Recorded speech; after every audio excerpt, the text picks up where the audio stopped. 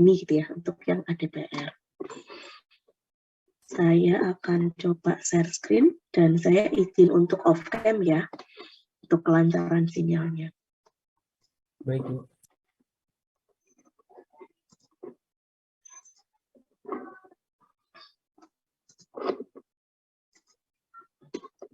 Ya, mudah-mudahan terlihat. Apakah sudah tertampil di layar teman-teman semua? Sudah, Bu. Sudah ya. Ya, jadi ini adalah rencana pembelajaran semester untuk praktikum alat deteksi dan pengukuran radiasi semester 3 SKS-nya 2 SKS. Nah, dosen pengampunya ada 4. Ada saya, ada Pak Toto Trikasjono, ini dari Prodi Elektronika Instrumentasi, dan beliau adalah Kepala Laboratorium untuk Instrumentasi Nuklir. Kemudian ada Bu Slamet Wiyuniati dan ada Bu Dian Pertiwi. Ini dua-duanya adalah peranata nuklir yang memang sudah biasa mengampu materi-materi terkait ADPR ataupun proteksi radiasi. Nah, deskripsi dari mata kuliah ini adalah mata kuliah ADPR bertujuan untuk memberikan pengalaman belajar untuk mampu menerapkan konsep deteksi radiasi ke dalam detektor, serta alat ukur radiasi dan pengukuran radiasi, menganalisis, menginterpretasi. Jadi, praktikum ADPR ini adalah mata kuliah yang diambil bersamaan dengan teori ADPR. Nah, kalau di teori ADPR, teman-teman belajar konsepnya gitu ya, secara mendalam, sementara kalau di praktikum ADPR, teman-teman tinggal memilih dan melakukan pengukuran. Setelah itu, setelah mendapatkan hasil pengukuran, teman-teman dituntut untuk bisa melakukan analisis dan menginterpretasi hasilnya. Tentu saja nanti diakhiri dengan menyusun laporan hasil uji.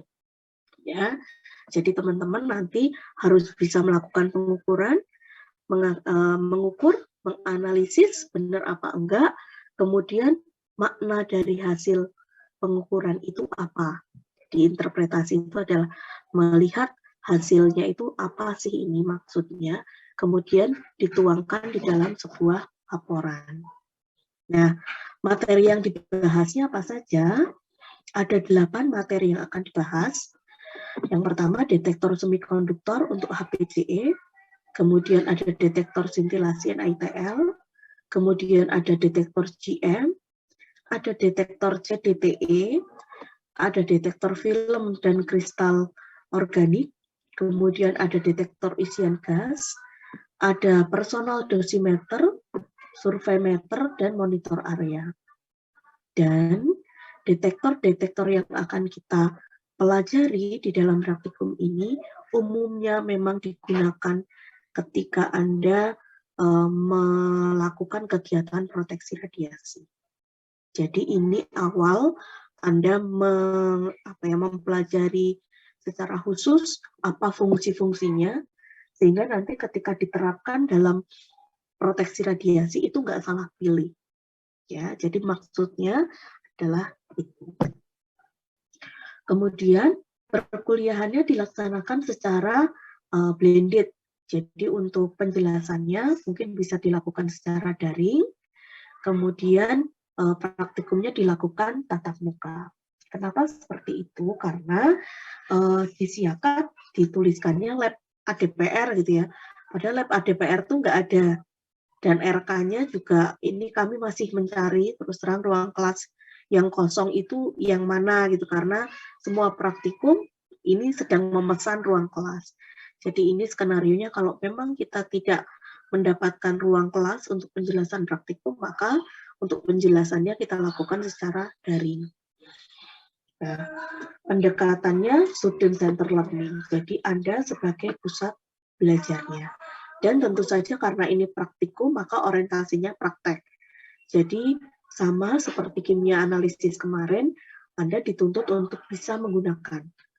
Karena nanti bagaimana Anda bisa mau melakukan kegiatan proteksi radiasi kalau Anda tidak bisa menggunakan survei meternya. Karena radiasi itu kan goib ya, jadi teman-teman nggak bisa dirasa, nggak bisa dilihat gitu ya, maka teman-teman harus menguasai betul peralatannya seperti apa dan cara membacanya bagaimana. Ya, sebentar, Mbak. Jangan berisik ya. Kemudian penilaian dilaksanakan baik terhadap aktivitas proses perkuliahan, kemudian laporan praktikum, ujian tulis, dan ujian praktek. Kalau salah satu dari komponen ini tidak ada, maka tidak akan dinilai. Akan saya beri nilai 0. Misalnya, Anda melakukan praktikum terkait detektor semikonduktor HPCE. Anda melakukan aktivitas perkuliahannya, praktikumnya ya, kemudian tidak membuat laporan, kemudian nanti Anda mengikuti ujian tulis dan ujian praktek. Nah, maka nanti di dalam nilai untuk detektor semikonduktor HPCE akan kami berikan nilai 0. Kalau untuk nilai yang lain, misalnya detektor NETL, Anda lengkap gitu ya, dari praktikumnya ada, laporan praktikumnya ada, ujian tulis ada, ujian prakteknya ada, maka yang tadi, yang tidak ada, maka itu yang akan kami beri 0. Begitu ya teman-teman. Terus nanti gimana? Ya nanti sedapatnya. Ketika sudah di total 8 modul, ya nanti dapatnya apa. Kemudian mata kuliah prasyarat dalam mata kuliah ini adalah mata kuliah fisika. Jadi kalau Anda belum mengambil mata kuliah fisika, Anda tidak akan diizinkan untuk mengambil teori ADPR ataupun praktikum ADPR. Capaian pembelajaran lulusan program studi di sini yang pertama untuk sikapnya cukup banyak gitu ya, karena ini tadi yang akan digunakan untuk mendasari proteksi radiasi ya, baik teori ataupun praktikumnya. Yang pertama, bekerja sama, maka nanti pekerjaannya pasti akan dilakukan secara berkelompok. Yang kedua, sikap S9 adalah menunjukkan sikap bertanggung jawab atas pekerjaan di bidang keahliannya secara mandiri.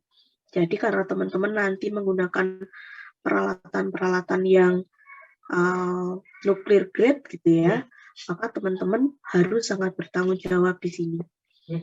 Bukti bertanggung jawabnya apa? Ya ketika meminjam harus menulis, ketika mengembalikan juga harus menulis. Dan disebutkan kondisinya seperti apa. Gitu ya.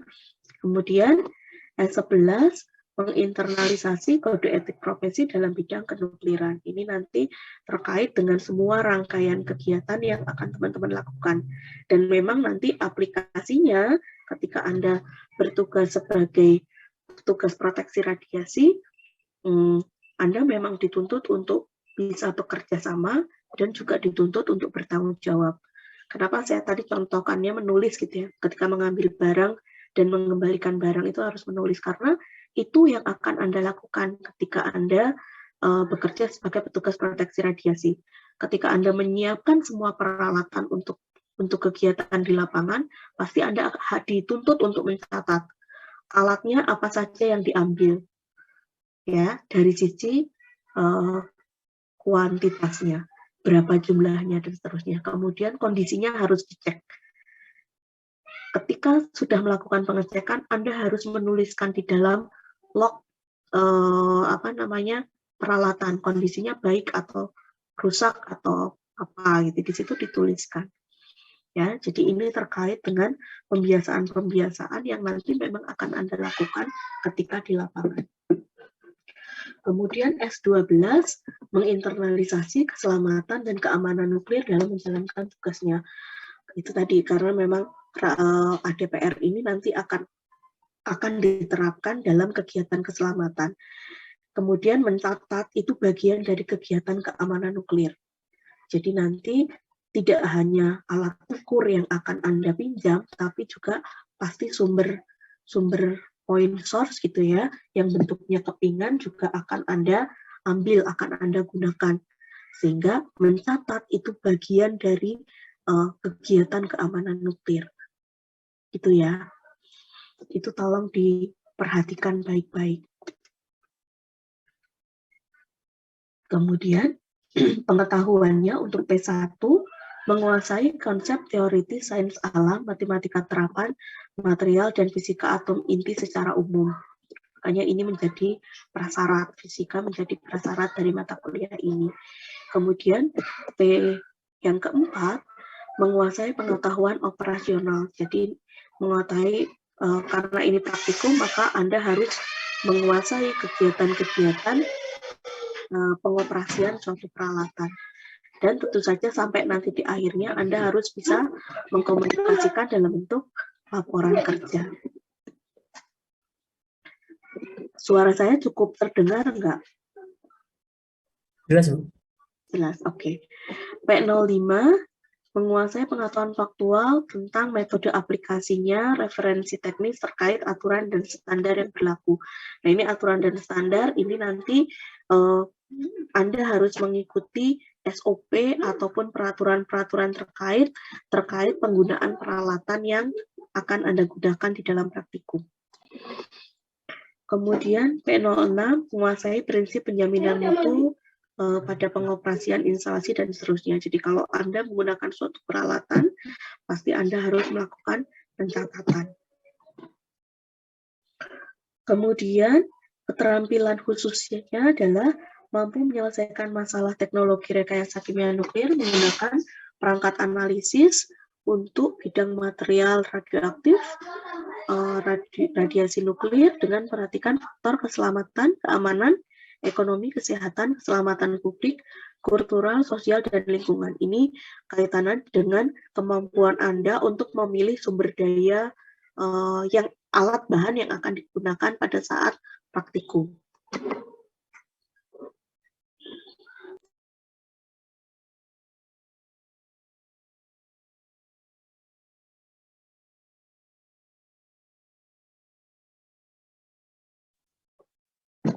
Keterampilan umumnya adalah mampu menunjukkan kinerja mandiri, bermutu, dan terstruktur. Jadi walaupun dalam pekerjaan di praktikumnya Anda bekerja sama, tapi Anda mempunyai pekerjaan mandiri juga dalam bentuk membuat laporan. Dan laporan itu juga harus ada strukturnya serta bermutu. Jadi nggak bisa laporan itu dibuat asal-asalan gitu ya. Nah, sementara secara ringkas untuk capaian pembelajaran mata kuliah praktikum ADPR ini adalah pertama, Anda diharapkan memahami konsep dan prosedur dari deteksi radiasi dan alat ukur radiasi. Yang kedua, mampu mengoperasikan atau melakukan unjuk kerja peralatan yang digunakan. Kemudian, menganalisis, menginterpretasi data hasil analisis, dan membuat laporan. Jadi, nanti terbayang ya, untuk ujian tulisnya, Anda pasti nanti ditanya tentang konsep-konsep dan prosedur deteksi, ngukurnya seperti apa, ngolah datanya bagaimana, ya. Tapi untuk ujian prakteknya, berarti nanti Anda dituntut untuk bisa mengoperasikan. Buktinya apa? Anda harus bisa mendemonstrasikan peralatan yang digunakan di dalam praktikum. Sampai di situ cukup jelas? Jelas? Jelas, Bu. Jelas, oke. Kita lanjutkan.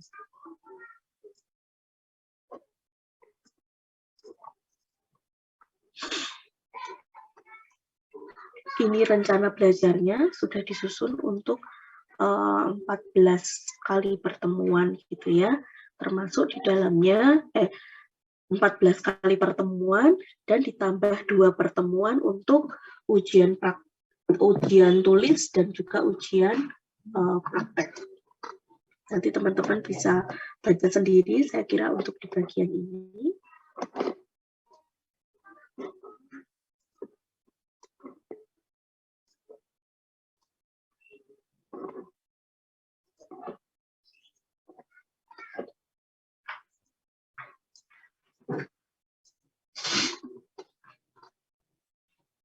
Nah, kemudian untuk tata tertibnya,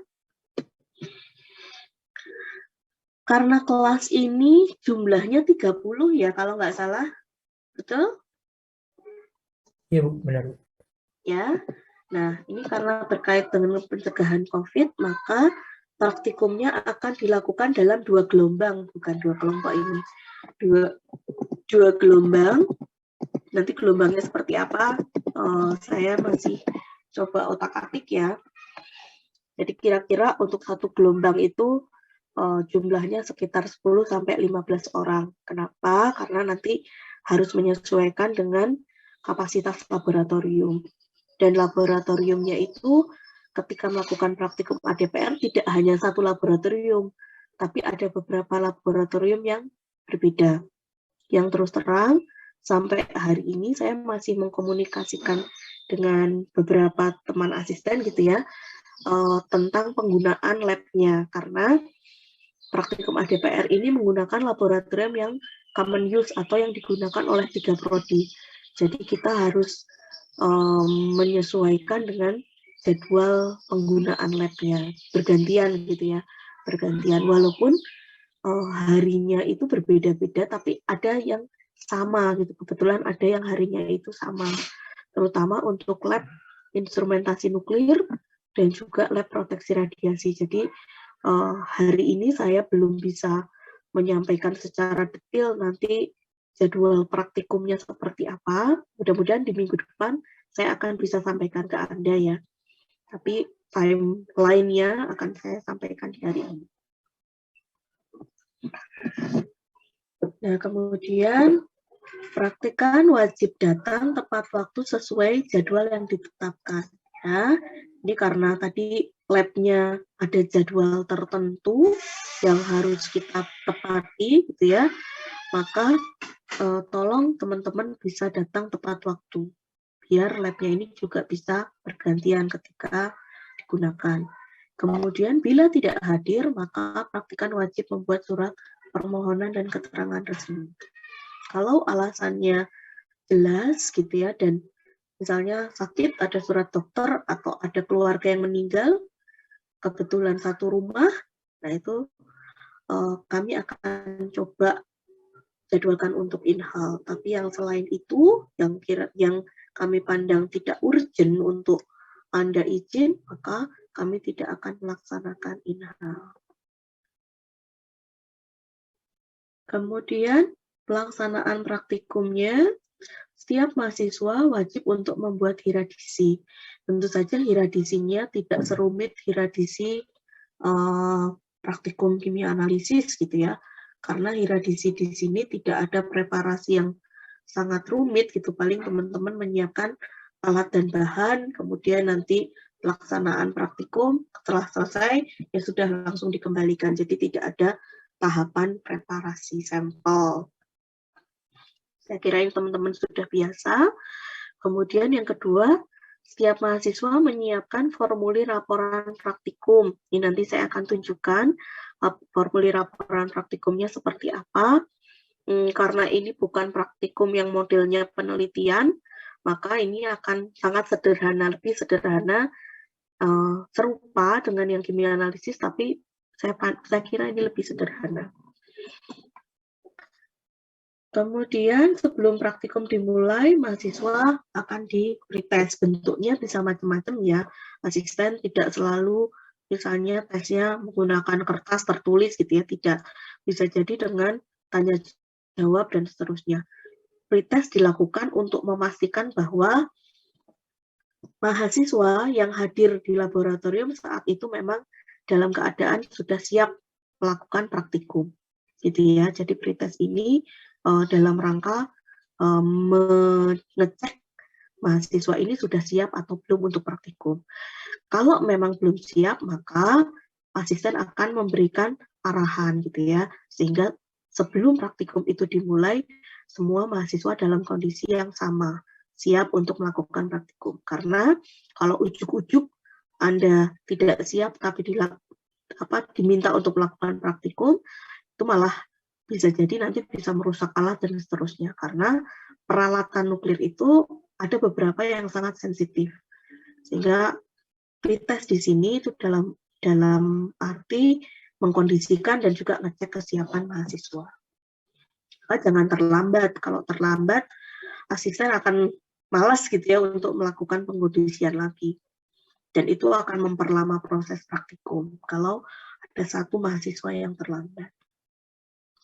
Kemudian, mahasiswa yang kurang memahami cara penggunaan alat, sebelum menggunakan meminta penjelasan dulu. Jadi kalau memang Anda tidak memahami cara penggunaannya, jangan sungkan-sungkan untuk tanya ke asisten ataupun ada laporan terkait di situ. Biasanya kalau untuk beberapa peralatan yang sensitif, tidak hanya asistennya yang ada di dalam lab, tetapi juga ada laboran ataupun asisten pendamping gitu ya di situ yang dilibatkan, sehingga tidak asisten sendiri yang kerepotan ngurusi satu gelombang mahasiswa. Jadi jangan sungkan-sungkan, kalau ada yang kurang difahami, silahkan segera bertanya. Kemudian yang kelima, selama bekerja di laboratorium, mahasiswa wajib menggunakan jas lab, ya, masker. Kalau memang diperlukan sarung tangan, itu ya. Tapi jas lab dan masker ini jadi bagian yang wajib untuk Anda kenakan dan nggak perlu dicopot-copot.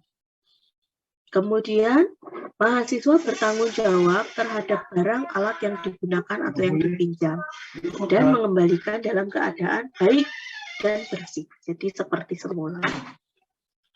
Kalau memang akan istirahat, entah sholat misalnya, karena kita kan praktikumnya jam 1 sampai jam 5 gitu ya, tabrak waktu asar. Takutnya kalau nanti untuk yang sholat asar ditarik ke jam 5 nanti terlalu terburu-buru. Jadi nanti kalau ada yang mau beristirahat untuk sholat, silakan dilakukan bergantian. Kalau untuk makan, tolong kegiatan untuk makannya diselesaikan sebelum praktikum ini dimulai, sehingga istirahatnya betul-betul hanya digunakan untuk sholat. Ya, dan memperhatikan aspek keselamatan dan keamanan. Karena nanti teman-teman akan diberi pinjaman, mungkin ada beberapa praktikum yang teman-teman akan diberikan pinjaman point source gitu ya. Nah itu tolong dijaga baik-baik. Jangan sampai itu hilang atau terjatuh gitu ya, atau gelundung nggak ketahuan kemana, nah itu nanti jadinya keadaan darurat gitu. Kita harus melakukan penyisiran sampai point source itu ketemu. Ini tolong difahami betul-betul. Kemudian yang ke-8, selama berada di laboratorium, mahasiswa dilarang makan, minum, merokok, bersenda gurau. Jadi di lab Anda tidak boleh makan, minum, merokok, bersenda gurau, dan saya harus ingatkan, karena nanti mungkin ada praktikum yang teman-teman menggunakan sumber radioaktif terbuka, yang itu cairan. Jangan sekali-kali teman-teman makan atau minum di depan selasar laboratorium proteksi dan keselamatan radiasi. Karena di sana bukan tempat untuk makan atau duduk-duduk. Kalau mau makan atau duduk-duduk, silakan pindah ke kantin. Kenapa? Siapa tahu ada misalnya radioaktif cair yang misalnya nggak sengaja netes, terus kebawa oleh sepatu, keinjek-injek di situ gitu ya. Kemudian Anda duduk-duduk di selasar. Nah itu yang kita tidak harapkan. Ini tolong diperhatikan. Untuk laporan data pengamatan ditulis dalam formulir pelaksanaan praktikum. Saya kira nanti sama seperti yang kimia analisis, Anda nggak perlu ketik untuk di bagian data dan olah data, kemudian pembahasan, langsung saja ditulis tangan, maksudnya biar pada saat selesai praktikum, selesai juga laporan Anda. Gitu ya, jadi tidak perlu ditunda di hari berikutnya. Laporan resmi ditandatangani oleh mahasiswa, dikumpulkan setelah praktikum dilaksanakan. Kalau misalnya udah jam 5 kesorean, ya paling enggak besok paginya gitu udah bisa dikumpulkan. Kemudian persetujuan laporan dinyatakan dengan tanda tangan pembimbing praktikum. Praktikum khusus atau in-hal hanya dapat diberikan kepada mahasiswa yang mengajukan secara resmi kepada dosen praktikum. Sampai situ ada yang mau ditanyakan terlebih dahulu? Adakah? Belum ada, Bu. Belum. Baik, saya lanjutkan. Nah, acara praktikumnya seperti ini. Jadi kita ada 8 acara praktikum. Ya, untuk K3 laboratoriumnya saya spill di ketika saya menyampaikan tatip jadwal praktikum ini ya. Nanti kalau ada yang kurang jelas silakan ditanyakan. Kemudian acara praktikum yang kedua ini terkait detektor HPJE, nanti saya mengampu labnya ada di lab radio lingkungan, ini di gedung 16 belakang dormitory, ada gedung di sana di lantai bawah itu ada lab radio lingkungan. Kemudian untuk detektor sintilasi NITL ini Pak Toto Trikasjono, detektor CDTE ini juga Pak Toto Trikasjono, ini akan dilakukan di lab instrumentasi nuklir. Ini di lantai 4. Ya. Kemudian detektor GM ini juga di lantai 4 di lab instrumentasi nuklir. Ini nanti Bu Dian Pertiwi yang akan mengampu. Kemudian yang keenam, personal dosimeter. Ini ada macam-macam personal dosimeter. Ini memang nanti sekaligus ya. Sekaligus karena diharapkan teman-teman bisa membedakan mana PENDOS, mana TLD, mana film bed, bagaimana penggunaannya, bagaimana kombinasi penggunaannya, seterusnya. Ini cukup mudah dan cepat praktikumnya. Ya, jadi ini memang dibendel jadi satu praktikum yang namanya personal dosimeter. Ini oleh Bu Dian juga, tapi ini nanti dilakukan di lab proteksi dan keselamatan radiasi di sebelah kiri gedung utama. Jadi di deretan yang kantin itu ada lab tersendiri, namanya lab di deretan yang lab fasilitas radiator itu loh, itu ada lab proteksi dan keselamatan radiasi. Silakan teman-teman cek lokasinya kalau pas ada di kampus. Kemudian yang ketujuh ini monitor kontaminasi. Nanti ini mungkin oleh Bu Slamet Yuniati ya, nggak dengan saya. Ini nanti bisa dilakukan di lab radio lingkungan ataupun di lab proteksi dan keselamatan radiasi. Surveimeter juga ini dilakukan nanti oleh Bu Slamet Yuniati di lab proteksi dan keselamatan radiasi. Nah, untuk yang monitor kontaminasi ini, kalau nanti saya belum tahu sih untuk pemesanan iodiumnya seperti apa. Kalau misalnya memang adanya iodium ya nanti pakai iodium. Kalau misalnya nanti adanya sumber radioaktif cair yang lain ya nanti kita menyesuaikan gitu ya.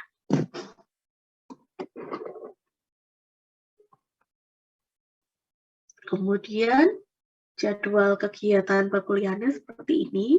Jadi tanggal 19 September ini penjelasan untuk pendahuluan ya, RPS dan juga kesepakatan kita untuk praktikum ini, kemudian terkait materi pertama.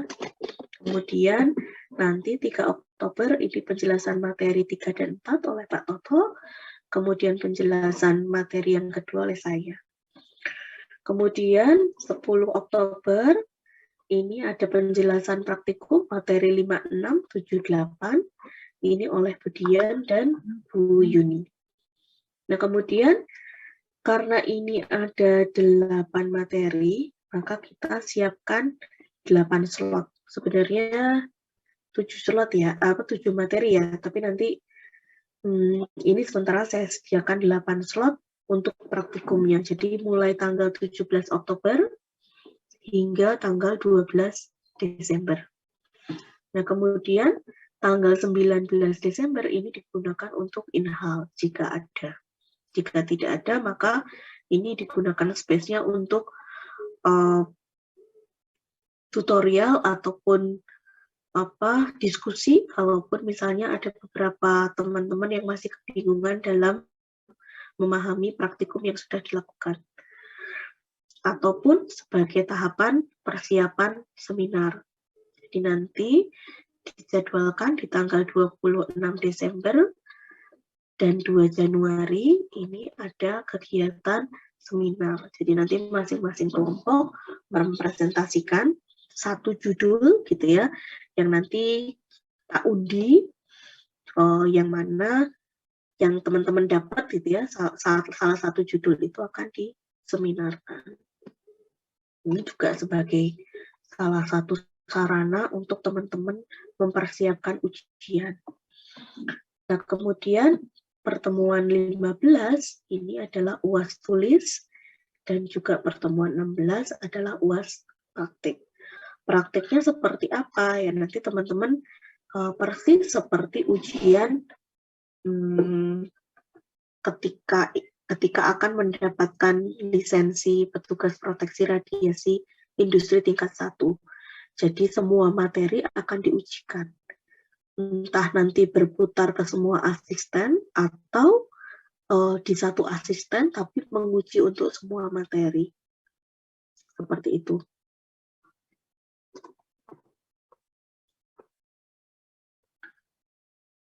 Nah, ini catatan saya.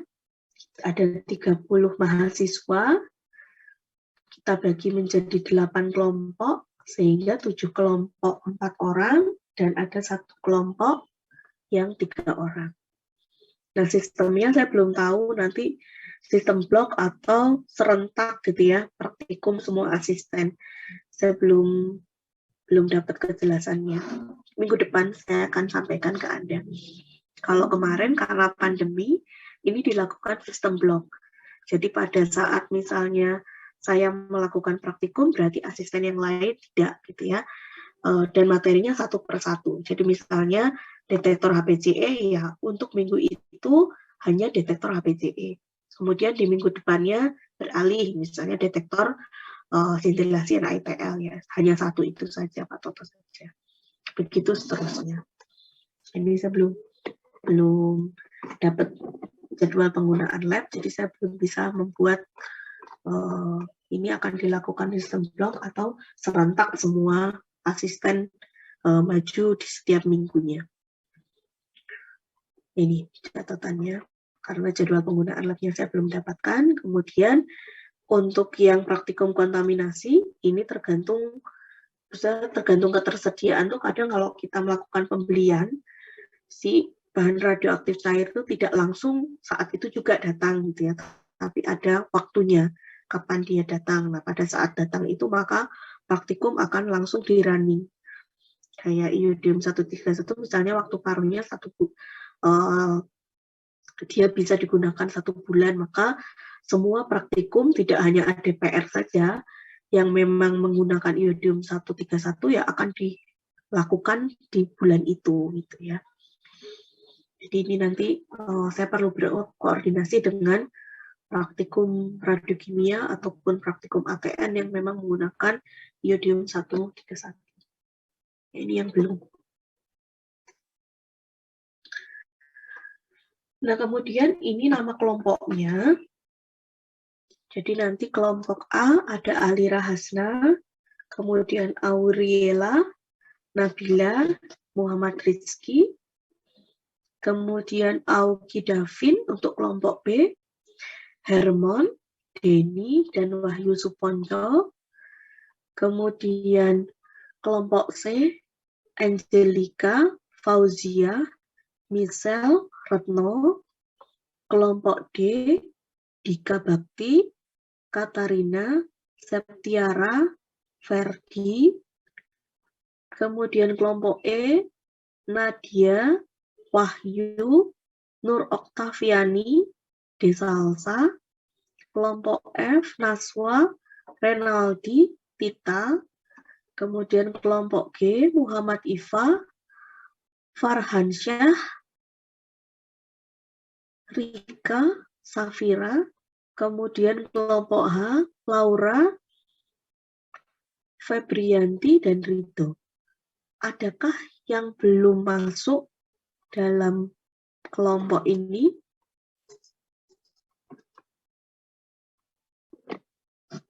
Adakah namanya yang belum masuk di dalam kelompok A sampai H ini? Ada? Sudah ada semua? Sudah lengkap. Oke, sudah ya. Baik. Ada yang keberatan?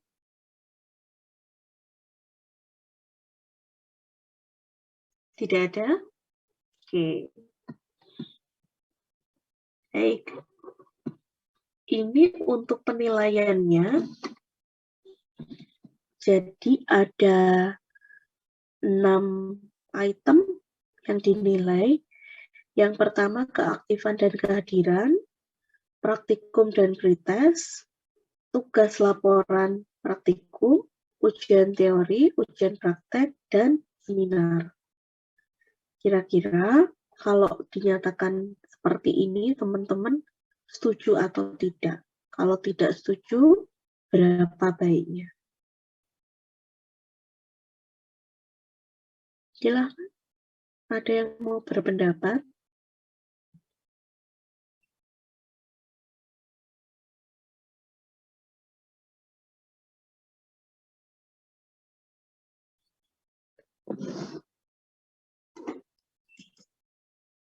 Setuju?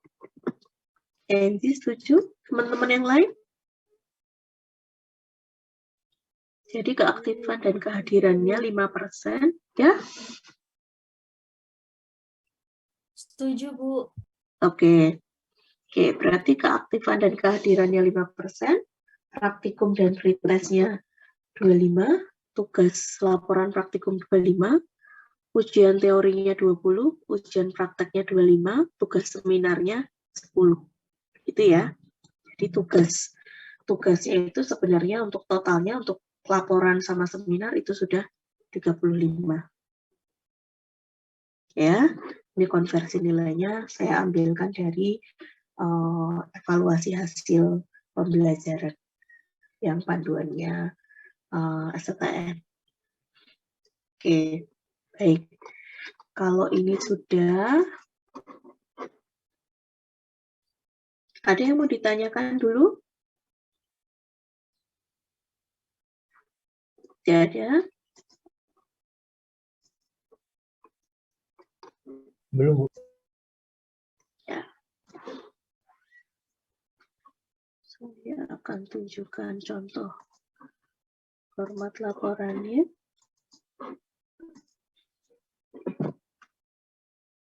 Ya, ini kayaknya format seperti ini teman-teman sudah nggak asing ya. Ini mirip dengan yang kimia analisis. Jadi nanti silakan tulis tanggalnya, nama mahasiswanya siapa, tanda tangan di sini.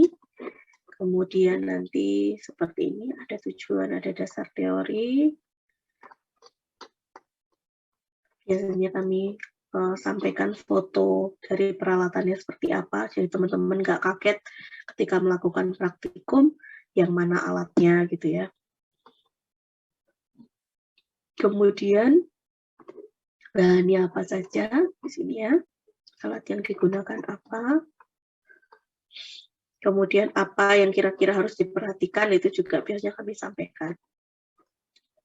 Kalau ada yang harus diperhatikan, berarti biasanya kami foto bolak-balik seperti ini. Ya, ini menjadi sesuatu yang penting untuk diperhatikan. Nomor sertifikatnya, kemudian tanggal kalibrasi ulangnya kapan, itu menunjukkan bahwa alat Anda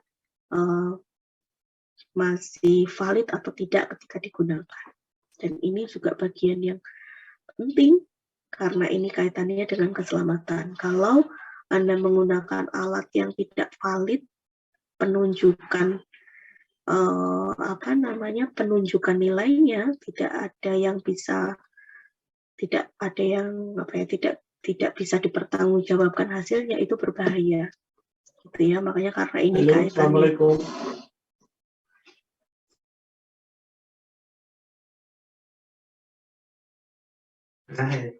Gimana? Karena ini ada kaitannya dengan keselamatan, maka ini tidak bisa tidak bisa abai gitu ya. Jadi ini ada beberapa yang memang kami sengaja tampilkan untuk apa? Untuk meng-highlight gitu ya, bahwa ini penting untuk diperhatikan.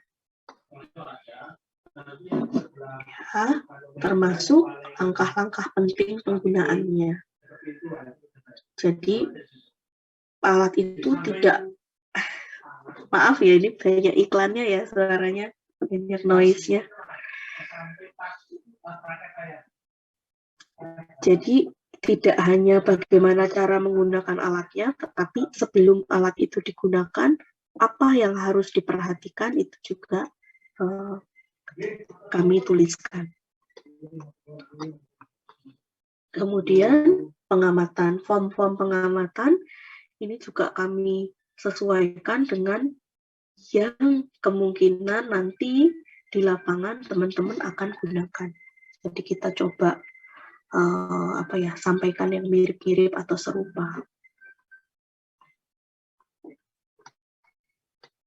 Terus ini pembahasan nanti teman-teman bisa langsung lakukan tuliskan di sini. Kesimpulan seperti biasa, daftar pustaka. Oke. Untuk contoh yang lain,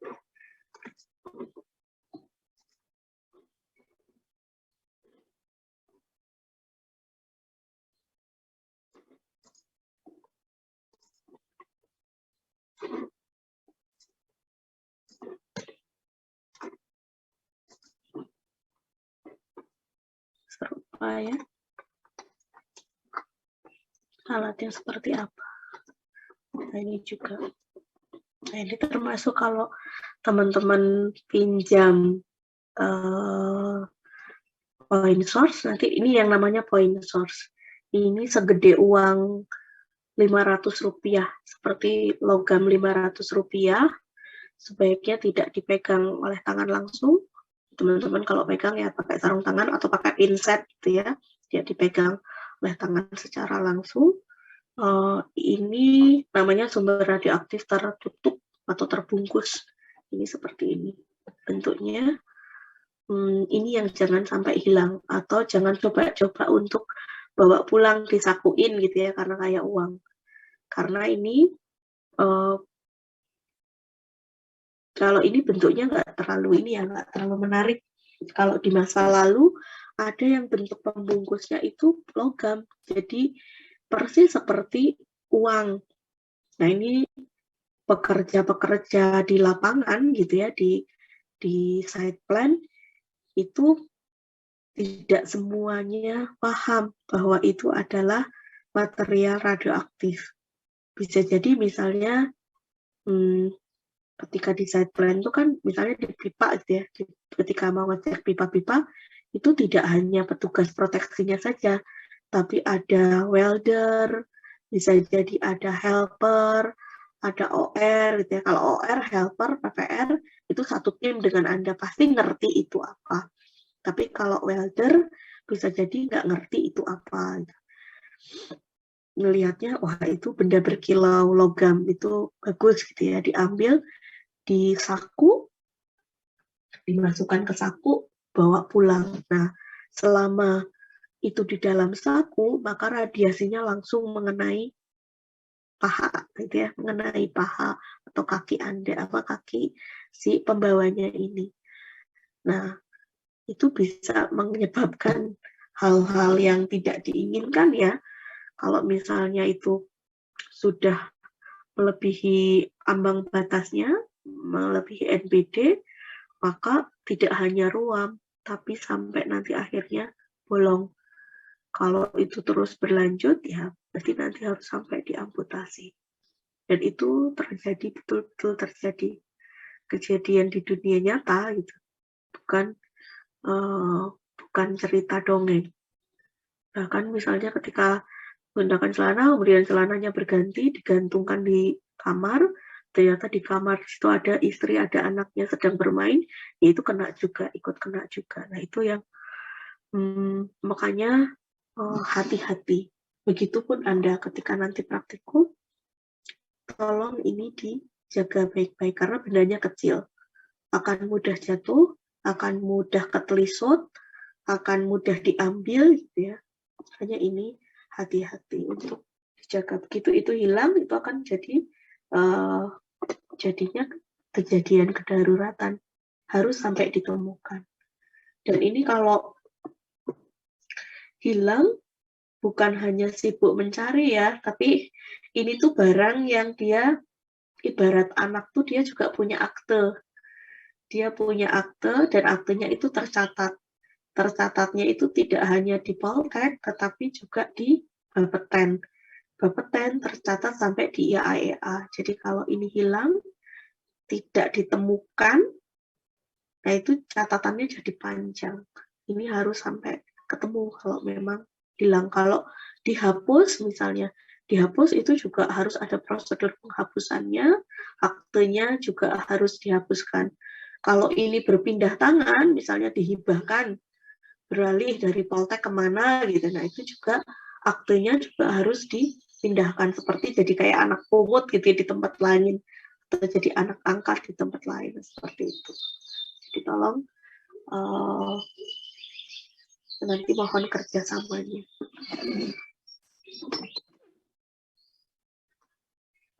Itu teman-teman mungkin beberapa hal yang saya sampaikan. Oh iya, yang terkait mahasiswanya sendiri, mohon ada beberapa hal yang harus Anda perhatikan dari sisi personal Anda sendiri. Pertama, saya ingatkan jangan memelihara kuku. Jadi usahakan kukunya pendek semua. Jadi ketika Anda akan melakukan praktikum, kukunya silahkan dipotong dulu. Jadi jangan memelihara kuku. Jadi silahkan potong pendek sebelum Anda melakukan praktikum. Karena percuma kalau kukunya panjang, pada saat menggunakan sarung tangannya akan mudah sobek. Ketika sobek, Anda nanti menangani bahan radioaktif cair, melakukan praktikum dekontaminasi, malah nanti tangan Anda yang terkontaminasi. Padahal kan tujuannya menggunakan sarung tangan kan melindungi agar tangan Anda nggak kena kontaminasi. Jadi tolong kukunya dipotong. Kemudian yang kedua, yang berambut panjang untuk laki-laki silahkan dirapikan terlebih dahulu. Dipotong saja. Yang perempuan silahkan diikat yang rapi. Jangan ada yang ngelewer ke pipi. Karena takutnya ketika nanti Anda menangani bahan radioaktif cair, rambutnya kena ke bahan radioaktif itu. Nanti nempel di pipi, nempel di pundak, nempel di leher. Itu malah susah nanti melakukan dekontaminasinya. Kemudian, kalau ada yang menggunakan baju ataupun celana ataupun rok yang panjang menyapu lantai, silahkan dipotong dulu atau dijahit dulu gitu ya, biar dia nggak panjang sampai menyapu lantai. Karena lagi-lagi kita nggak tahu, kita berusaha untuk serapi mungkin gitu ya, sebersih mungkin, tapi siapa tahu ada yang netes ke lantai kemudian tersapu oleh rok Anda atau celana Anda. Nah itu yang kita nggak harapkan, karena itu nanti akan jadi oleh-oleh. Anda jadi pulang bawa oleh-oleh radioaktif, kan itu sesuatu yang nggak diharapkan. Itu ya teman-teman. Terus pada saat menangani bahan radioaktif cair, Anda menggunakan masker wajib dan nggak usah dibuka tutup. Kenapa? Karena iodium itu ketika di suhu ruang, dia mudah menguap. Ketika mudah menguap, kalau itu terhirup dan itu jumlahnya melebihi NPD, maka itu akan berpotensi karsinogenik. Karsinogenik itu apa sih maknanya? Ada yang tahu? Menyebabkan kanker. Ya, menyebabkan kanker. Jadi kami nggak berharap nanti mahasiswanya selesai gitu ya praktikumnya malah kanker. Nah, jadi mohon nanti kerjasamanya untuk berlatih rapi, bersih gitu ya, dan sesuai prosedur. Saya nggak nakut-nakuti, tapi kita dalam rangka melakukan pembiasaan yang baik. Dan saya juga menginformasikan seadanya kepada Anda. Iodium ini tidak kuri secara aktivitas ya, itu tidak besar. Yang kita gunakan itu cukup kecil, tetapi potensi bahayanya itu tetap ada. Dan itu harus kita kendalikan. Gitu ya. Jadi saya tidak dalam rangka menakut-nakuti Anda, tapi saya menginformasikan seadanya. Jauh, sebenarnya masih jauh untuk menuju kanker, tapi kita berlatih untuk mengendalikan segala potensi yang ada. Gitu ya. Begitu teman-teman. Walaupun ini aman, tapi kita harus membiasakan diri untuk berlatih disiplin ketika menangani bahan-bahan yang berkenaan dengan radioaktif.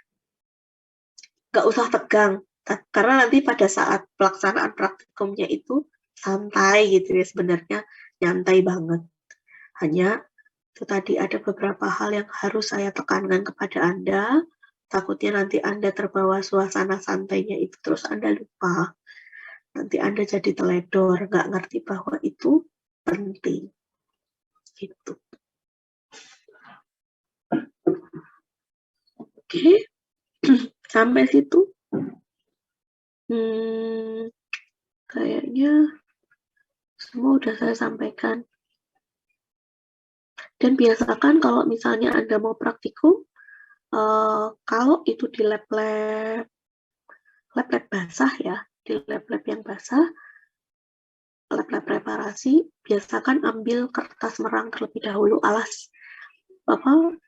alasi meja Anda dengan kertas merang. Jadi kalau nanti terjadi tumpahan atau terjadi kontaminasi ya di kertas merang itu, tidak nyebar kemana-mana. Seperti itu. Ada yang mau ditanyakan?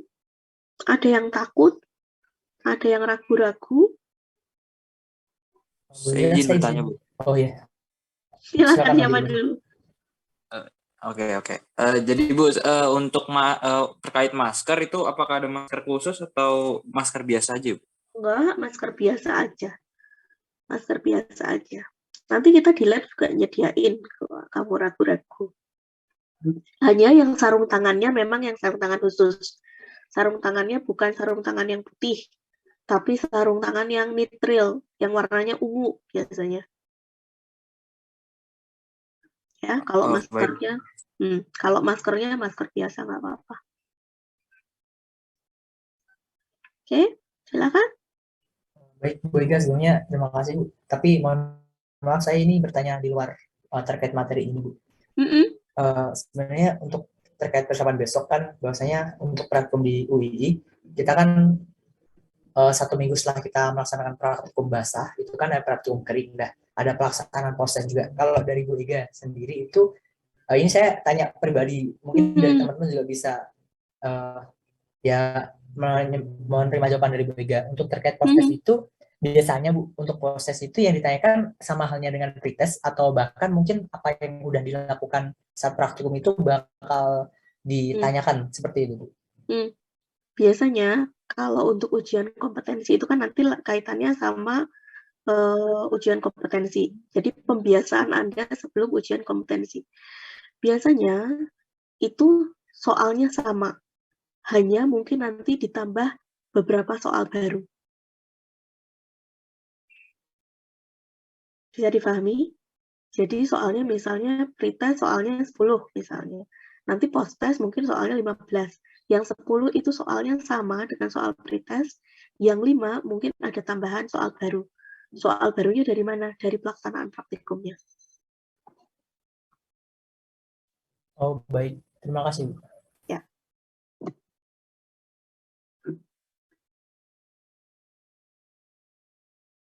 Oh iya, karena ini nanti praktikum ADPR-nya kan Senin. Praktikum di UII kan Selasa ya.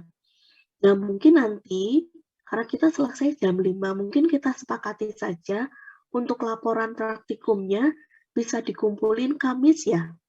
Gitu gimana? Untuk praktikum yang ADPR, kita sepakati untuk dikumpulin hari Kamis, teman-teman. Keberatan kah? Kalau baiknya sih hari Senin selesai ya, kumpulin hari Senin.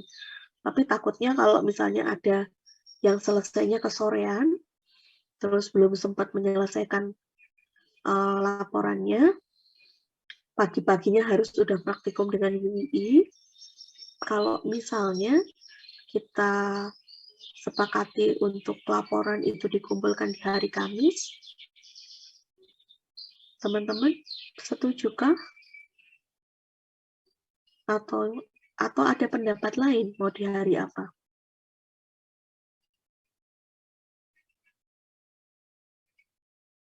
Kok diam semua?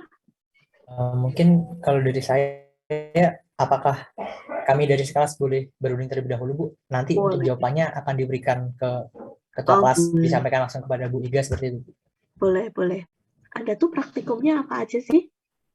ADPR? Ini praktikum ADPR, praktikum di inskim UII, kemudian mekanika fluida. Mekanika fluida hari apa? Hari Jumat. Oh, Jumat. Oh iyalah. Ya, boleh, nanti silakan difikirkan ya. Oke. Baik, terima kasih. Yuk. Ada lagi? Tadi kayaknya Iva ngacung ya. Gimana Iva?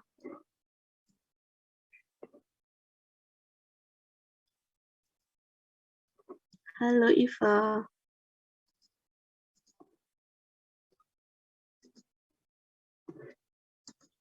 Kok Ivanya jadi diam aja? Tadi kayaknya angkat tangan deh.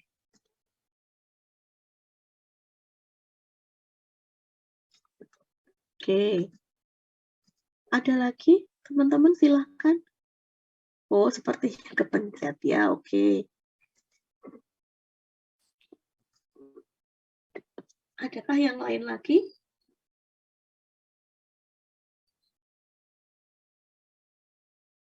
Tidak ada? Oke. Kalau tidak ada, mungkin sebelum saya akhiri, saya mau presensi terlebih dahulu ya.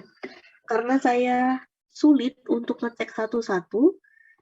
Saya sulit ngecek satu-satu dari partisipannya. Saya akan panggil ya. Saya akan panggil satu-satu, tolong nanti jawab.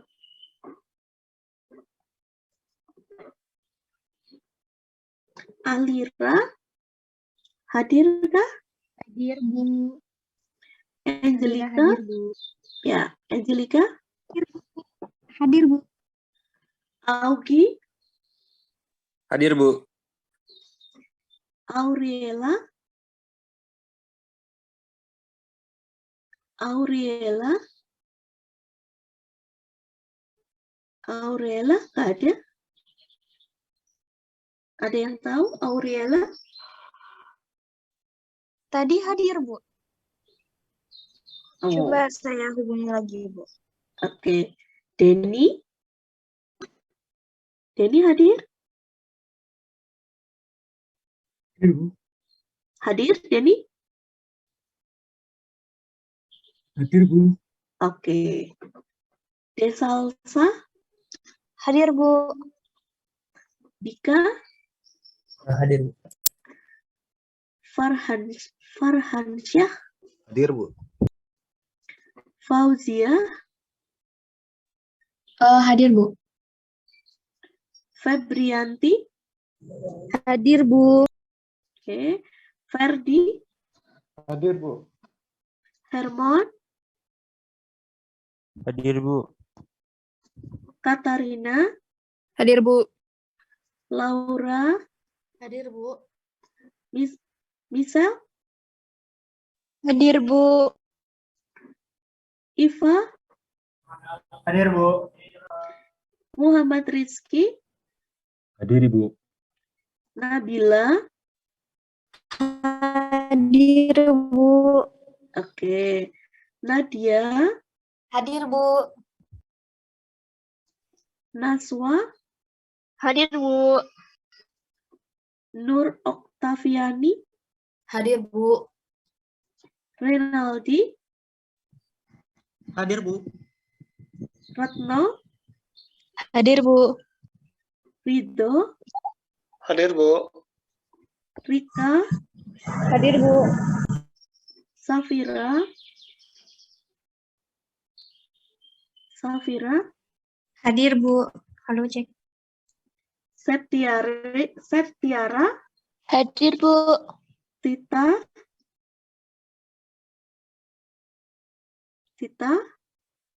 Hadir, Bu. Wahyu Suponjo. Hadir, Bu. Oke, ya baik. Ini sudah saya presentasikan ya. Hanya kurang Aurela aja ya. Aurela sudah join? Belum, Bu. Belum. Oke, baik. Maaf, Bu. Aurela ada di Zoom tapi kurang tahu, Bu. Ya, oke. Ya, baik. Ya, mungkin itu saja teman-teman yang bisa saya sampaikan siang ini.